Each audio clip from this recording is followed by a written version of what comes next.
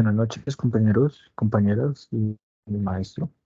El día de hoy voy a explicar, vamos a hablar acerca de la Corte Interamericana de Derechos Humanos, la cual tuvo sus inicios con la Declaración Interamericana de los Derechos y Deberes de las Personas eh, en, en 1948, en donde fue aprobada por los Estados miembros de la OEA en Bogotá.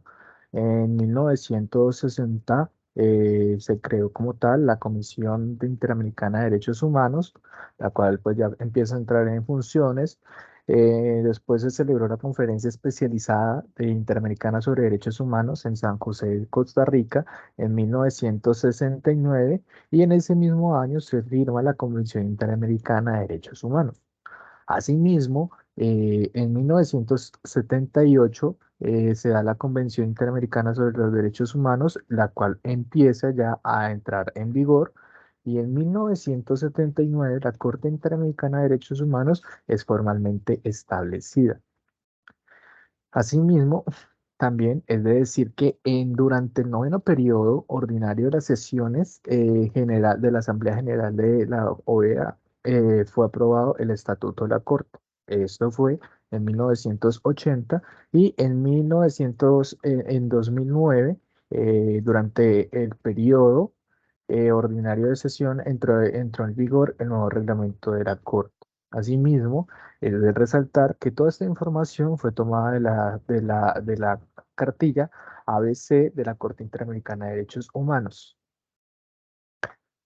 Siguiendo con lo mismo, bueno, la Corte Interamericana desde 1978 es el tribunal que se encuentra en Costa Rica y es uno de los tres tribunales regionales que protegen los derechos humanos y protegen los derechos humanos. La institución judicial autónoma es responsable de aplicar y explicar convenciones de los Estados miembros. Los tribunales en ayuda mutua con los estados americanos que ejercen una función controvertida, que son mecanismos para resolver los problemas. Asimismo, se encuentra integrada por la Corte, por 7 jueces o juezas elegidos o elegidas a títulos personales entre juristas de la más alta autoridad moral, reconocida competencia en materia de derechos y que reúnan las condiciones requeridas para el ejercicio elevado de las funciones conforme a la ley del Estado Nacional. Que se le postule el candidato de los jueces de las Cortes y los efectos. Como ya se había dicho antes, esta entró en reglamento en el 2009, donde se aprobó, pero pues la vigencia empezó desde el 2010, mientras que el estatuto como tal entró en vigencia en 1979, el 31 de octubre. Esta corte se encuentra en San José de Costa Rica, el 1 de julio de 1978. La Asamblea General recomendó la aprobación, ofreciendo el gobierno de Costa Rica para como una sede, ¿cierto?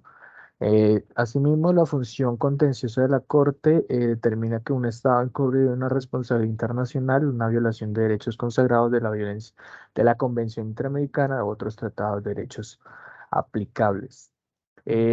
¿Por qué se realiza el mecanismo de supervisión? El mecanismo de supervisión es una implementación efectiva de sentencia que es parte de la clave del sistema de los derechos de los derechos de las Américas, para establecer, por lo tanto, el tribunal que crea un desempeño efectivo de decisiones de los derechos judiciales.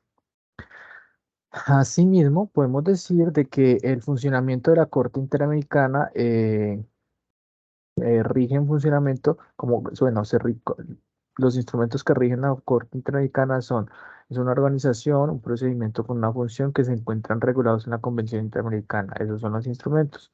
La Convención Interamericana, el estatuto y los reglamentos expedidos por la misma Corte y la jurisprudencia. La libertad, bueno, cuáles son las libertades y derechos consagrados en la Convención Interamericana. La Convención Interamericana reconoció derechos y libertades, el derecho al reconocimiento de una personalidad jurídica, la vida, el derecho a la integridad de las personas, la prohibición de la esclavitud, entre otros derechos y principios, los cuales nos ayudan pues para poder crecer como una sociedad, tanto en la comunidad internacional como en la sociedad misma.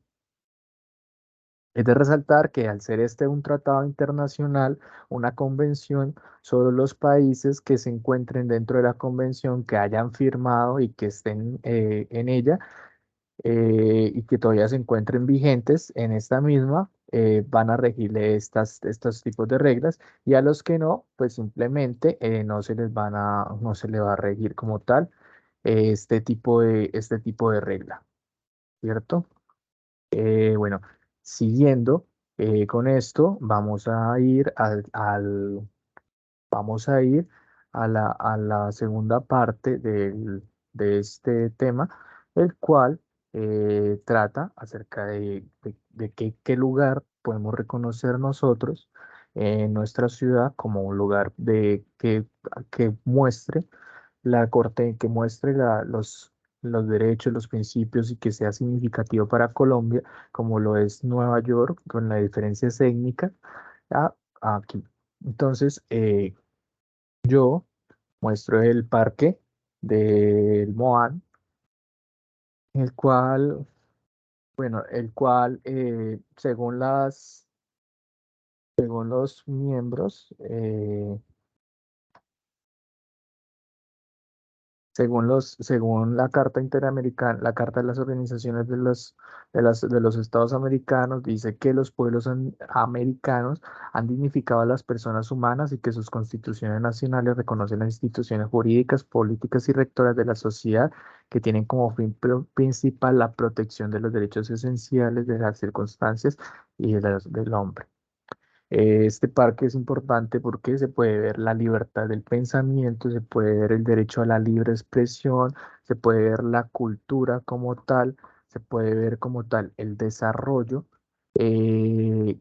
el desarrollo que se puede dar en esta misma y diferentes derechos que están consagrados en la misma convención, como el derecho a la solidaridad, con la cooperación, a la justicia social, bueno, diferentes derechos que nos ayudan a nosotros, nosotras, para poder tener un mayor entendimiento de los derechos y también de los pueblos ancestrales, como son los pueblos indígenas de las diferentes culturas, etnias, en donde el Moan hace parte de la cultura popular, y este pues muestra cómo la cultura se protege, la libre expresión sigue y se dan diferentes derechos en la misma sociedad como tal.